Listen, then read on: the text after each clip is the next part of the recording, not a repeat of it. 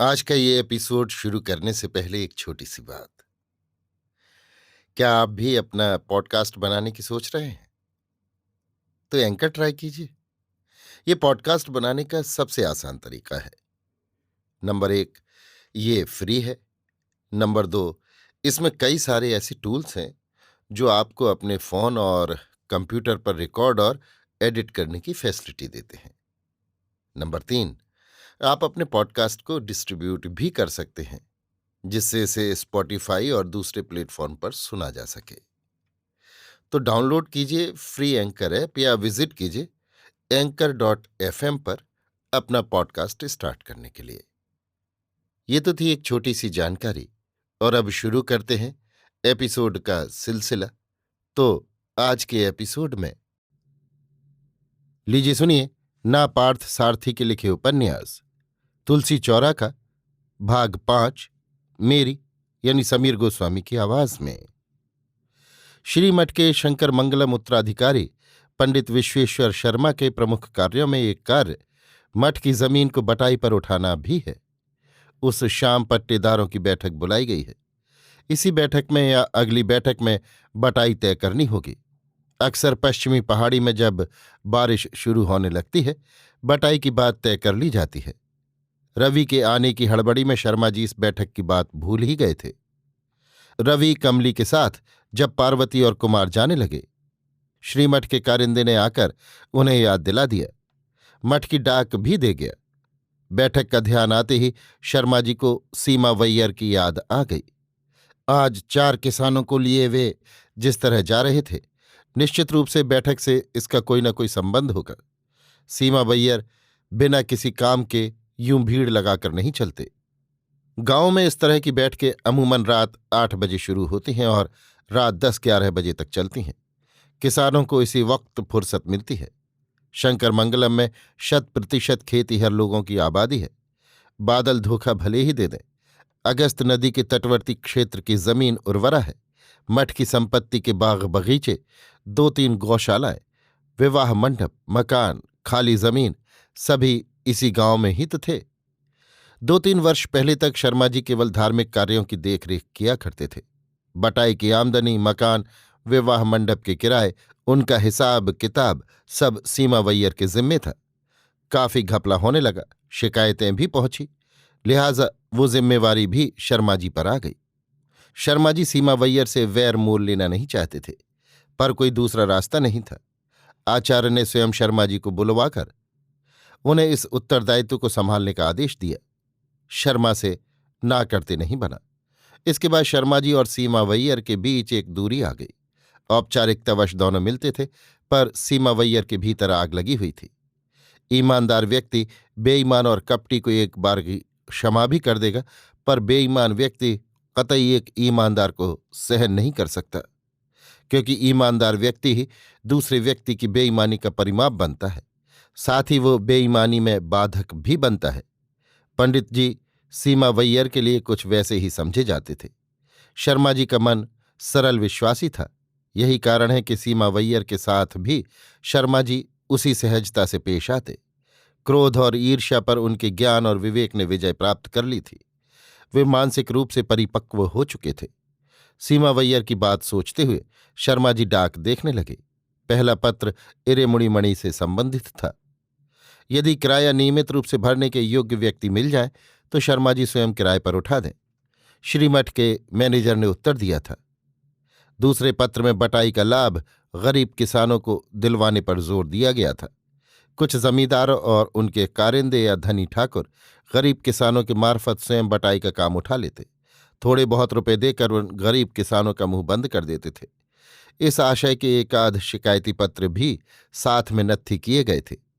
अगला पत्र स्कूल के छात्र छात्राओं के लिए भगवत गीता तिरुकुरल प्रतियोगिता आयोजित करने से संबंधित था। चौथे पत्र में संस्कृति वैदिक पाठशाला के संदर्भ में कुछ बातें पूछी गई थीं। अगले पत्र में इलाके के उन पुराने मंदिरों का ब्यौरा मंगवाया था जिनका निर्माण कार्य बाकी है। पत्रों को भीतर जाकर रख दिया और संध्या वंदन करने नदी की ओर चले गए। लौटते हुए रास्ते में इरेमुड़ी मणि की दुकान की ओर निकल गए। दुकान में भीड़ नहीं थी। लगा दुकान बंद करने का समय है। इरेमुड़ी मणि के संगठन के कुछ लोग वहां बातें कर रहे थे। शर्मा जी को देखकर इरेमुड़ी मणि स्वयं उठाए। क्या हो गया विश्वेश्वर? अगर कहला दिया होता तो हम ही चले आते। तुम काहे परेशान हो रहे हो? यहां नदी की ओर आया था, तुम्हें भी देखने चला गया। इस जमीन के बारे में मठ का उत्तर आ गया। क्या लिखा है? लिखा है कि किराया वक्त पर भरने वाला व्यक्ति हो। तो तुम्हें क्या लगता है मैं भर सकता हूं? इरेमुड़ी मणि हंस पड़े। विश्वास का क्या, कल आना तय कर लेंगे। शर्मा जी चलने लगे तो उन्हें रोककर इरेमुड़ी मणि बोले, कल आ जाऊंगा, वहीं तय कर लेंगे। एक मिनट ठहरो, एक जरूरी बात बतानी थी। कहो, शर्मा जी ने कहा। इरेमुड़ी मणि ने भीतर देखकर आवाज लगाई, मलर कोड़ी, इधर आना बिटिया। काले रंग की सूती साड़ी पहने एक युवती बाहर निकल आई। सांवला रंग था उसका, पर तीखे नाक नक्श थे। ये मलर कोड़ी है, यहाँ के अंतोनी प्राथमिक पाठशाला में टीचर है। हमारे संगठन की सक्रिय कार्यकर्ता है। 18 साल पहले हमारे यहाँ जो सुधारवादी सम्मेलन हुआ था ना, तब ये साल भर की रही होगी। इसका नाम नेताजी ने ही रखा था। खैर वो तो पुरानी बातें हैं, पर मैं जो कहना चाहता हूं वो कोई दूसरी ही बात है। शाम को ये घर लौटती है तो सीमा वैयर की अमराई से होकर लौटना पड़ता है। एक आध दिन इससे छेड़छाड़ भी की थी। एक दिन तो इसका हाथ ही पकड़ लिया। तुम जरा उसे समझा देना। मैं सोचता हूं बात को बहुत आगे न बढ़ने दिया जाए। तुम समझा सको तो। देवशिखामणि, वो तो गुंडा है। मेरे कहने पर वो सुधरने से रहा। गांव का बड़ा आदमी है, पैसे वाला है। आज शाम को 4 किसानों के साथ जरी का उत्तरीय पहने ऐसी शान से चला जा रहा था कि बस पूछ रहा था रवि के बारे में। मैंने भी बस 2 बातें कर ली। तो बेटा आ गया? हाँ आ गया, कल मिल लेना। वो कुछ प्रेम व्रेम का जो चक्कर था, वो क्या हुआ? चक्कर भी साथ लाया है, देख लेना ना आकर। ऐसे क्यों कह रहे हो यार? उसकी जिंदगी में तुम काहे टांग अड़ा रहे हो? मेरी टांग अड़ाने की आदत ही नहीं है। अच्छा छोड़ो, मैं खुद उससे बात कर लूंगा। शर्मा जी विदा लेकर वहां से चल पड़े। सीमा वैयर के संदर्भ में इस तरह की शिकायतें पहले भी वे सुन चुके थे। गढ़ी हुई प्रतिमा की तरह सुंदर मलर कोडी के साथ उन्होंने बदतमीजी की होगी, इसमें कोई संदेह की गुंजाइश नहीं है। सीमा वैयर तो छुट्टी साण है। उनकी वजह से गांव का नाम बदनाम हो रहा है। कई जगह मुंह की खा चुके हैं, पर अभी तक अक्ल नहीं आई। इन्हीं कारणों से सीमा वैयर के हाथों से मठ के तमाम अधिकार छीन लिए गए थे। पर सीमा वैयर को अपनी गलतियों का एहसास तक नहीं होता। उन्हें तो हमेशा यही लगता रहा कि शर्मा जी ने उनके खिलाफ साजिश की है और अधिकार हथिया लिए हैं। इंसान बाज वक्त कामुक भी हो सकता है, पर हमेशा कामुक की तरह फिरता पशु इंसान कैसे हो सकता है? नीति श्लोक में कहा गया है। शर्मा जी को श्लोक याद आया। सीमा वैयर की तरह यदि उच्च वर्ग में कुछ गंदे लोग पैदा होते रहे तो इरेमुड़ी मणि जैसे लोगों को भी उन्हें सुधारने के लिए निम्न वर्ग में जन्म लेना होगा।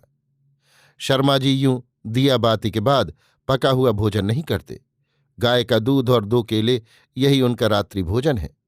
अपना भोजन समाप्त कर वे श्रीमठ के विवाह मंडप की ओर चल दिए।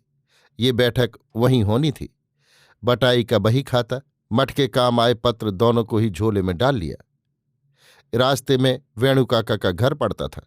वहां की जगमगाहट और सड़क पर लगी कारों को देखकर उन्हें लगा कि रवि और कमली को घर लौटने में 11 बज जाएंगे।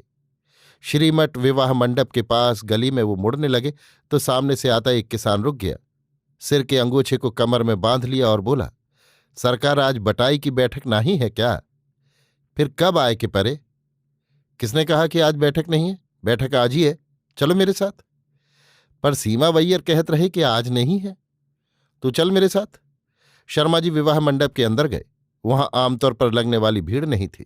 केवल सीमा वैयर और उनके 4-5 खास किसान बैठे हुए थे। आसपास के 18 गांव से बटाई के लिए किसान आया करते थे और आज एक भी नहीं आए।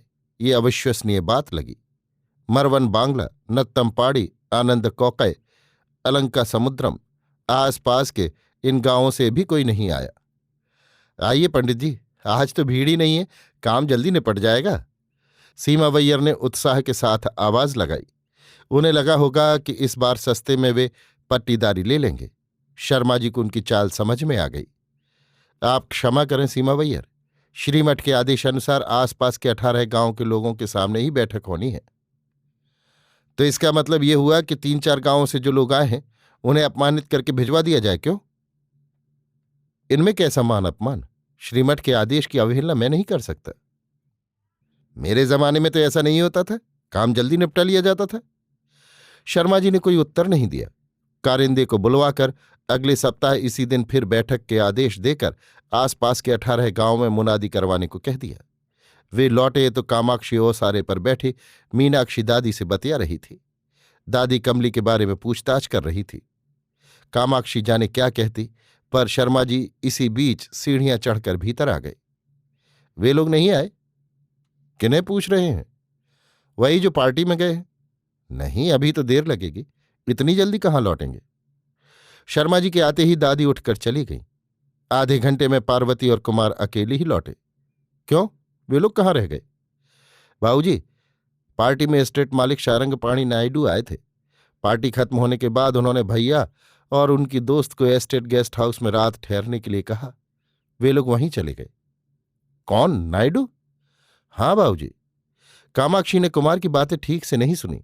शर्मा जी से फिर पूछा, वे लोग कहाँ हैं? शर्मा जी ने वही बात फिर दोहराई। अभी आप सुन रहे थे नापार्थ सारथी के लिखे उपन्यास तुलसी चौरा का भाग 5 मेरी यानी समीर गोस्वामी की आवाज में।